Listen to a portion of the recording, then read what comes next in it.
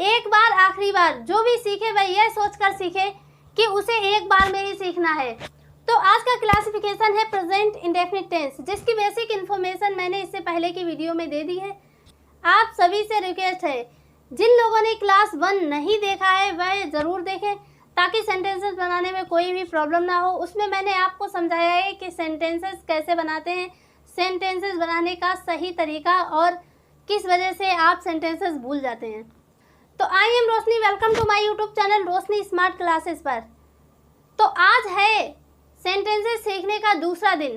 तो आज मैं आपको पहले दिन का थोड़ा सा रिवीजन करा देती हूँ। तो पहली क्लास में मैंने बताया था टेंस तीन तरह के होते हैं। टेंस यानी कि समय तीन तरह का होता है, वर्तमान, भूत, भविष्य, प्रेजेंट, पास्ट, फ्यूचर। इनके चार भाग होते हैं। प्रेजेंट के 4 भाग होते हैं, पास्ट के 4 भाग होते हैं, फ्यूचर के 4 भाग होते हैं। तो हमने इससे पहले की क्लास में और भी ज़्यादा इन्फॉर्मेशन दी है, जो कि अगर मैं इस क्लास में दूंगी तो ज़्यादा टाइम वेस्ट हो जाएगा। तो प्रेजेंट इंडेफिनिट टेंस की बेसिक इन्फॉर्मेशन देख लीजिए, ताकि मैं जो आपको एग्जाम्पल समझाऊंगी, सेंटेंस बनाना सिखाऊंगी, वो इसी बेस पर होंगे। तो यहाँ से समझ लीजिए, प्रेजेंट इंडेफिनिट टेंस को 2 भागों में बांटा है। सबसे पहला भाग है पॉजिटिव यानी कि सकारात्मक वाक्य।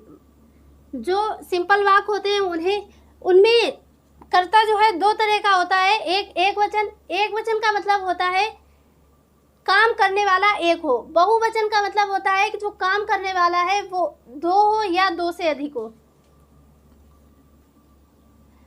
तो अगर कर्ता एक है तो सब्जेक्ट तो वर्ब के साथ SEIS लगाएंगे, और अगर कर्ता बहुवचन है तो वर्ब के साथ कुछ भी नहीं लगाएंगे, सब्जेक्ट फिर वर्ब फिर ऑब्जेक्ट। और निगेटिव इंट्रोगेटिव में क्या होता है, इसमें हम सहायक क्रिया का यूज करते हैं। जो सहायक क्रिया होती है डू और डज। डज हम एक वचन कर्ता के साथ लगाते हैं, डू हम बहुवचन कर्ता के साथ लगाते हैं, चाहे निगेटिव हो चाहे इंट्रोगेटिव हो। तो एक वचन कर्ता के साथ हम डज का प्रयोग करते हैं। सब्जेक्ट के तुरंत बाद हम सहायक क्रिया का प्रयोग करते हैं। अगर निगेटिव है तो सब्जेक्ट के बाद डज नॉट का यूज़ करना है, और अगर इंट्रोगेटिव है तो डज को पहले कर देना है, फिर बाकी एज इट इज़ उतार देंगे। ऐसे ही बहुवचन कर्ता में सब्जेक्ट के बाद डू नॉट का प्रयोग करते हैं, और अगर इंट्रोगेटिव है तो डू पहले कर देंगे और सब्जेक्ट फिर वर्ब फिर ऑब्जेक्ट। अगर तुम सभी को वर्ब नहीं आती है तो ज़्यादा से ज़्यादा वर्ब याद करने की कोशिश कीजिए।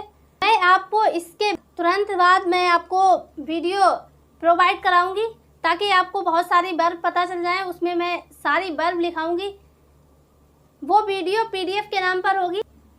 तो ये कुछ सिंपल सेंटेंसेस मैंने लिखे हैं।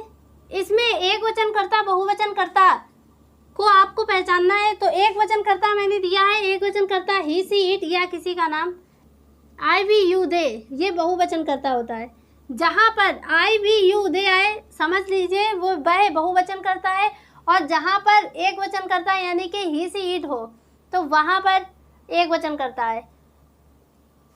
तो सिंपल सेंटेंसेस का रूल था कि एक वचन कर्ता के साथ हम वर्ब के साथ SEIS लगाएंगे, और अगर बहुवचन कर्ता है तो वर्ब में SEIS नहीं लगाएंगे, वर्ब की फर्स्ट फॉर्म के साथ ऑब्जेक्ट लिख देंगे। तो पहला एग्जाम्पल है वह खाना खाता है। वह की मीनिंग होगी ही।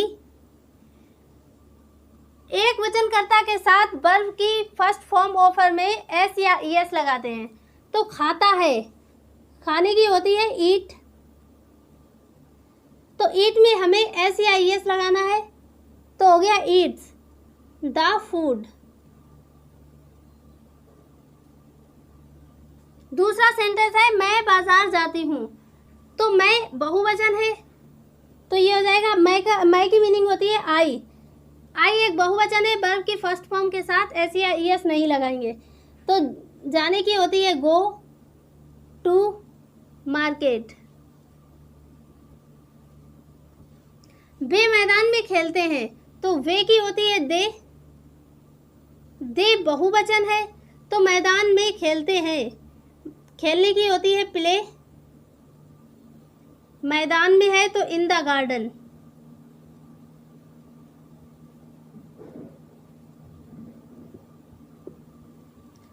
चौथा सेंटेंस है सभी छात्र पानी पीते हैं। तो सभी छात्र की होती है ऑल स्टूडेंट। पानी पीते हैं तो ऑल स्टूडेंट है यहाँ पर। सभी छात्र यानी कि बहुत सारे छात्र हैं तो बहुवचन हो गया। पानी पीते हैं, ड्रिंक द वाटर।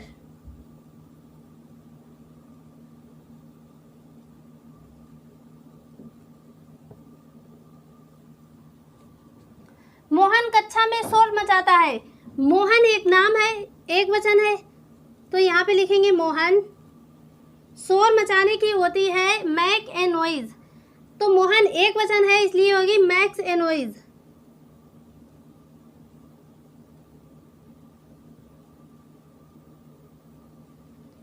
कक्षा में तो इन द क्लास।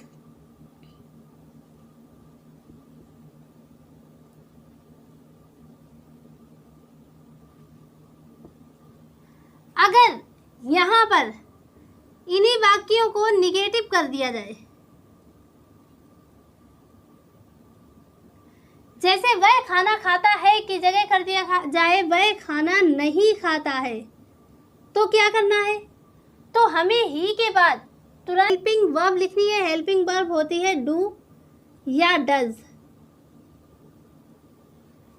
तो डू हम तब लगाते हैं जब कर्ता बहुवचन होता है, डज हम तब लगाते हैं जब कर्ता एक वचन होता है। तो ही एक वचन है।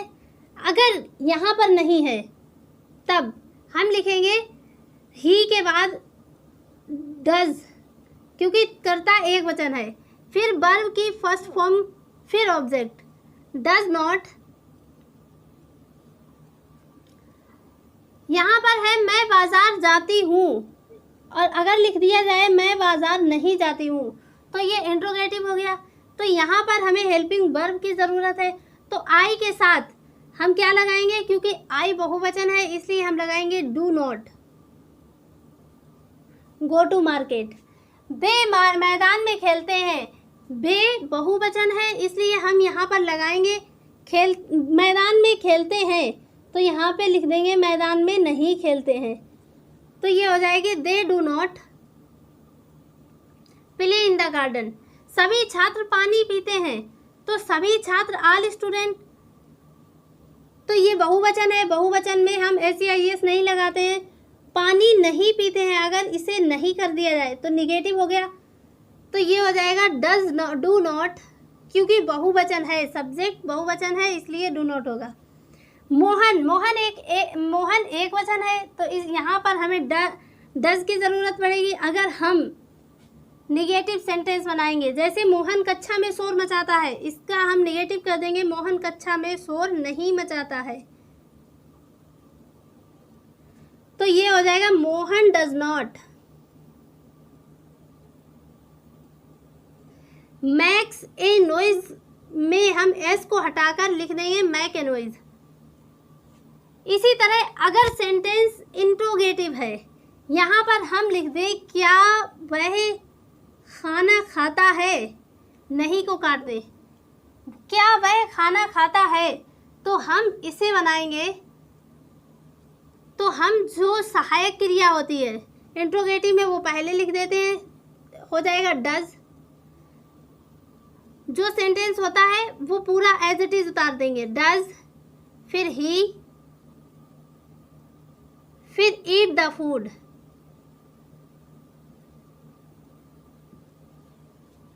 इसी तरह अगर यहाँ पर लिख दिया जाए क्या मैं बाजार नहीं जाती हूँ, तो यह भी हो गया इंट्रोगेटिव सेंटेंस।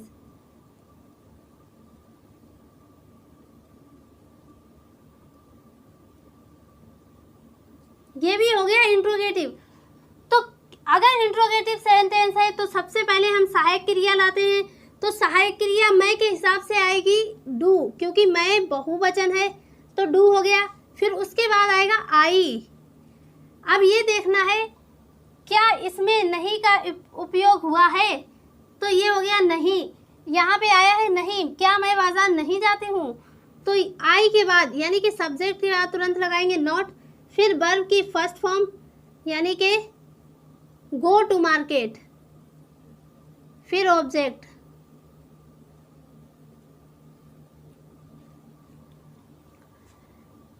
इसी तरह यहाँ पे वे मैदान में नहीं खेलते हैं, तो यहाँ पर लिख दे क्या वे मैदान में नहीं खेलते हैं। तो यहाँ पे डू, दे के बाद जो डू है उसे हटाकर दे से पहले लगा देंगे, दे से पहले लगाएंगे तो ये हो जाएगा they not play in the garden. सभी छात्र पानी नहीं पीते हैं। तो अगर हम इस नहीं को काट दें और सभी छात्र से पहले क्या लगा दें, ये सेंटेंस हो गया इंट्रोगेटिव। तो इंट्रोगेटिव सेंटेंसेस में करना क्या है, जो हेल्पिंग वर्ब होती है उसे पहले लिख देना है, और इसमें नहीं का प्रयोग नहीं है तो नॉट को हम काट देंगे और डू वाक्य में सबसे पहले जोड़ देंगे। Do all student drink the water. अगर मान लीजिए मोहन कक्षा में शोर मचाता है की जगह हम लिख दें मोहन कक्षा में शोर क्यों मचाता है। तो ये जो क्यों है, क्यों यानी कि प्रश्न पूछा जा रहा है, ये इंट्रोगेटिव है। तो सबसे पहले हम लिखेंगे क्यों की मीनिंग। तो क्यों की मीनिंग होती है वाई। फिर उसके बाद जैसा हम लिखते हैं, जैसे हम इंट्रोगेटिव सेंटेंसेस बनाते हैं वैसे ही बनाएंगे। मोहन के हिसाब से हेल्पिंग वर्ब आएगी डज, फिर सब्जेक्ट यानी कि मोहन,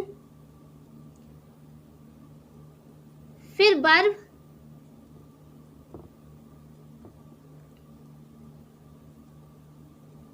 फिर ऑब्जेक्ट।